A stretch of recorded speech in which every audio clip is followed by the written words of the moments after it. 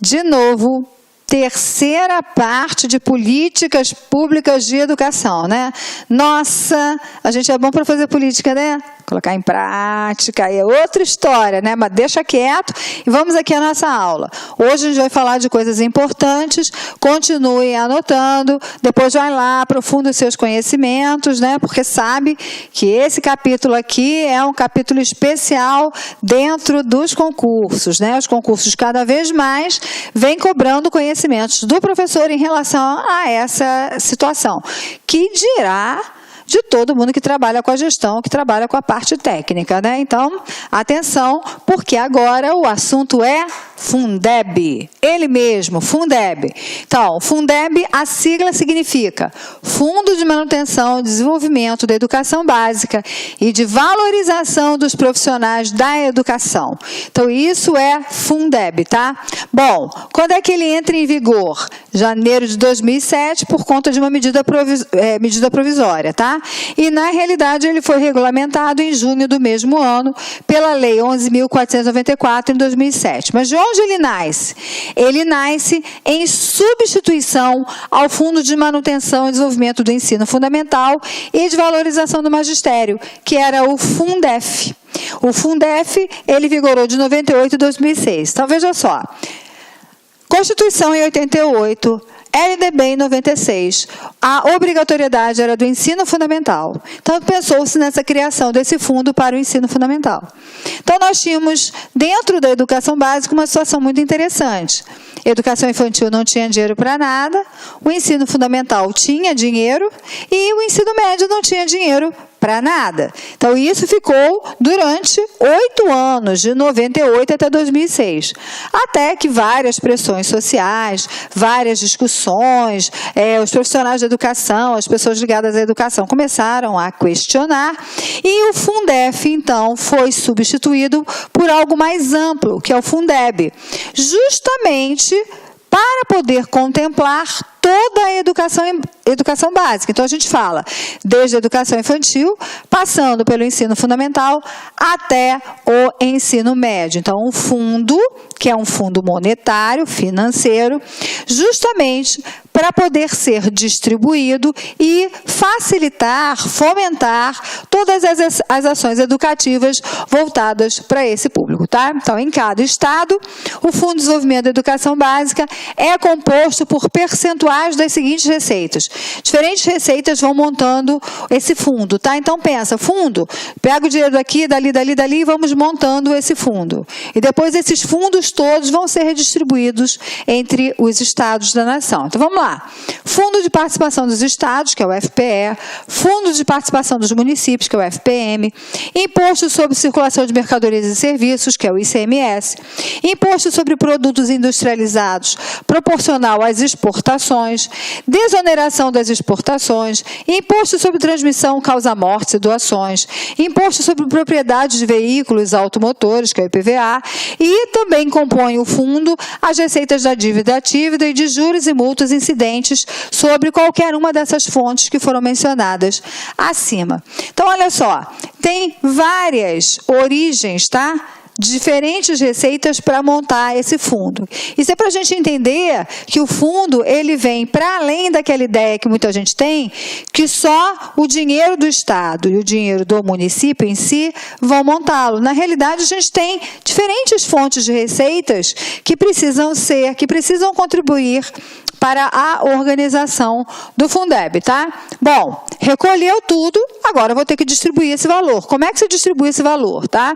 Então, é sempre de acordo com o número de alunos matriculados nas redes estaduais e municipais, o Distrito Federal também entra, tá, gente, dentro da sua especificidade, que são estabelecidos pelo censo escolar. Olha a importância do censo. O censo escolar, tem lá o programa, né, o Educacenso. O censo escolar, ele precisa ser muito bem elaborado, ele precisa de um processo muito cuidadoso, porque ele é o marcador quantitativo que vai ser o tempo inteiro consultado para distribuição de verbas.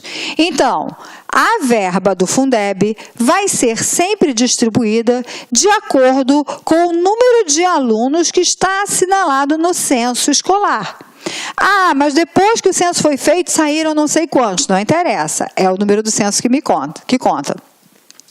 Ah, mas depois que fechou o censo, entraram mais 200 alunos. É o número do censo que conta da mesma forma, tá?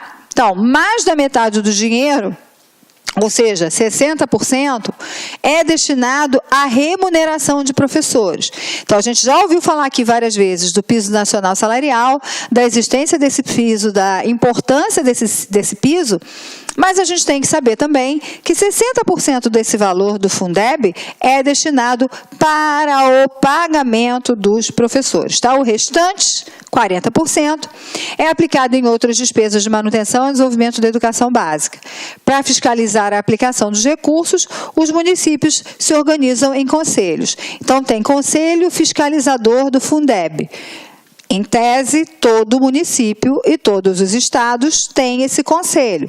Esse conselho é quem vai fiscalizar a utilização desse dinheiro, tanto para o pagamento dos profissionais, dos professores, quanto para a aplicação em todas as áreas que envolvam a manutenção e desenvolvimento do ensino. Então, existe um papel muito importante para esses conselhos, tá? Bom, a gente tem algumas inovações que foram incorporadas ao Fundeb quando a gente pensa e compara com o que a gente tinha anteriormente, que era o Fundef, tá? Então, a diferenciação dos coeficientes de remuneração das matrículas não se dá apenas por etapa e por modalidade da educação básica. Então, a gente tem por etapa, tá? Então, a etapa é essa aqui, educação infantil, quantos alunos? Ou apenas por modalidade, tá? Modalidade, esse aqui é para o aluno que está lá na educação técnica. Não é só por isso, tá? Mas é também pela extensão do turno. Lembra que a gente falou da questão da escola em tempo integral e aquele interesse em ampliar 50% o número de instituições que oferecem tempo integral e 25% da demanda total dos alunos? Pois é. Então, o que acontece em relação a essa distribuição do Fundeb? Se eu faço uma distribuição pelo número de alunos, pensa, se eu tenho uma escola e a escola funciona em 2 turnos, eu tenho 100 alunos de manhã, 100 alunos à tarde, eu recebo por 200 alunos. Mas eu tenho uma escola que é em tempo integral, tá? Turno integral, tá lá. Então, eu não vou ter 200 alunos na escola, eu vou ter 100 alunos na escola. E eu receberia, então, por 100 alunos. O que acontece? Essa é uma diferenciação que vem sendo feita. Essa escola, tá, em tempo integral, ela recebe 25% a mais por cada aluno matriculado. Então, ela vai receber os 100 alunos mais 25%. Para poder dar conta dos desafios que significam a educação em tempo integral, tá? A outra coisa é que as creches conveniadas também foram contempladas para efeito de repartição dos recursos do fundo. As creches conveniadas normalmente são aquelas creches que são comunitárias, que são fruto de uma associação de moradores, e como há uma defasagem muito grande no número de creches, no atendimento em creches no Brasil, essas creches que são conveniadas precisam de suporte e elas recebem por aluno matriculado, elas também são contabilizadas para efeito de receber esses recursos do fundo, tá? A atenção à educação infantil é complementada pelo Pró-Infância, que é um outro programa, tá? Que financia a expansão da rede física de atendimento e da educação infantil municipal pública. Como eu falei, a rede é muito pequena, por isso que se tem creches conveniadas. Cria-se, então, um outro programa, que é o Pró-Infância, justamente para poder pensar em ampliação nessa rede física. Então, vamos agora conhecer um pouco mais do Pró-Infância. Programa Nacional de Reestruturação e Aquisição de Equipamentos para a Rede Escolar Pública de Educação Infantil, Pró-Infância. Ok. Então, olha só o Pró-Infância. Ele foi criado por se considerar que a construção de creches e pré-escolas, bem como a aquisição de equipamentos para a rede física escolar, desse nível educacional, são indispensáveis à melhoria da qualidade na educação. Pensar em educação infantil, especialmente pensar em creche, significa pensar em outros materiais que habitualmente a gente não pensa na perspectiva da escola. Então, por exemplo, já pensou a escola pensar em berço? Não, mas na creche pensa-se. Escola pensar em brinquedos, bonecas, bichinhos de pelúcia? Talvez não, mas na creche se pensa. Então, você tem que pensar em mobiliário, em materiais que não são pensados pela escola de ensino fundamental, porque não fazem parte da sua especificidade. Então, a gente tem que pensar se a gente está falando da melhoria da qualidade, dentro daquele olhar dos elos que a gente viu no PDE, daquela coisa do regime de colaboração. A gente precisa olhar também para a educação infantil para poder pensar no que seria a melhor forma de atuação. Então, o programa foi instituído pela resolução número 6, de 24 de abril de 2007, e é parte das ações do Plano de Desenvolvimento da Educação, como eu tenho falado aqui com vocês, tá? Seu principal objetivo, então, é prestar assistência financeira ao Distrito Federal, aos municípios, visando garantir o acesso de crianças e creches a escolas de educação infantil da rede pública. Então, vamos lá. Tem que colocar a criança, lembra que tem a meta no Plano Nacional de Educação, né, de expansão, embora seja uma meta bastante tímida, né, 50% das crianças no final do plano, no final da vigência do plano, né, 2024, a gente precisa começar a construir.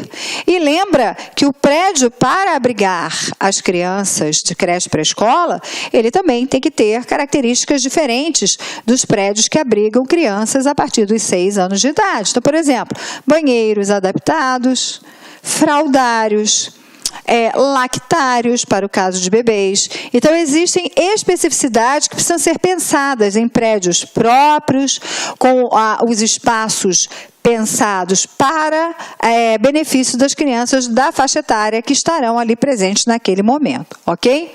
Então, vamos lá. As unidades construídas são sempre dotadas desses ambientes que eu estou chamando a atenção para vocês, que são essenciais para a aprendizagem das crianças. Então, por exemplo, a gente tem sala de aula, tá aqui aquela sala mesmo, bem padronizada. A gente tem as salas de multiuso. As salas de multiuso são salas que podem virar várias coisas, dependendo da organização da própria instituição. Sanitários, fraldários, tá? Recreio coberto, ou seja, tem que ter um pátio coberto para que as crianças possam brincar, parque, refeitório, entre outros ambientes que permitem a realização das atividades pedagógicas, das atividades recreativas, esportivas e de alimentação, além das administrativas e das de serviço. Então, tem que se pensar num prédio, numa estrutura que é bastante diferente, tá? Então, entre 2007 e 2014, o programa investiu na construção de 2.543 escolas, tá? Por meio de convênios. E a partir de 2011, com a inclusão no PAC, o Programa de Aceleração de Crescimento 2, outras 6.185 unidades de educação infantil foram apoiadas com recursos federais, totalizando 8.728 novas unidades em todo o país. Embora os números digam isso, deixa eu dizer para vocês que essas 8.728, nem todas elas finalizaram as suas obras. Então, tem algumas paradas, algumas que não foram inauguradas, porque esse é um programa que tem contrapartida do município, tá? Então, não é só o governo federal quem tem toda a responsabilidade, existem contrapartidas do município que muitas vezes não foram cumpridas. Então, o programa, o Pró-Infância, também repassa recursos para equipar as unidades de educação infantil em fase final de construção, com itens padronizados e adequados ao funcionamento. Então, além disso, tem esse apoio para essa compra, tá? De materiais para equipar as unidades de educação infantil. Mais de 2.500 municípios receberam apoio do FNDE, tá? Do Fundo Nacional de Desenvolvimento da Educação, para a compra de móveis e equipamentos, como mesa, cadeira, berço, geladeira, fogão, bebedouro, máquina de lavar e tantas outras coisas que são extremamente necessárias dentro de uma creche. Então, esse é o Pró-Infância, não esquece, tá? Bom, então a gente já viu muitas coisas da educação básica, né? Já falamos aqui exaustivamente de alguns programas voltados para a educação básica. Vamos falar um pouquinho, então, agora, de algumas políticas voltadas para a educação superior, tá? Então, olha só, inicialmente eu quero chamar a atenção para vocês de algumas siglas que são extremamente importantes. REUNE. O que é o REUNE? Um programa de apoio a planos de reestruturação e de expansão das universidades federais, cujo objetivo é aumentar o número de vagas e a redução das taxas de evasão nos cursos presenciais e nos cursos de graduação. Então, você vai expandir? Olá, meus amigos, minhas amigas, quero pedir licença para convidar vocês a fazer o nosso super curso online para a Secretaria de Estado de Educação de Minas Gerais 2018. Nós aqui do Lá Concurso, nós preparamos um super curso para vocês, um curso muito competitivo que eu tenho certeza que você não vai se arrepender. São para 2 cargos, um para o cargo de especialista de educação, educação básica, um curso completo que custa apenas 10 parcelinhas de R$30, e outro curso para professor que atende 100% dos conhecimentos gerais, que são um investimento de 10 parcelas aí de R$25. Bacana, espero vocês, quero que vocês continuem assistindo essa videoaula lá no nosso site. Ah, detalhe, você quer aí esse material de apoio do professor? Vai aqui embaixo, clique aqui embaixo, que você pode fazer o download gratuitamente. Bacana, meus amigos? Fiquem com Deus, um forte abraço, espero vocês. Fui, tchau. Clique lá.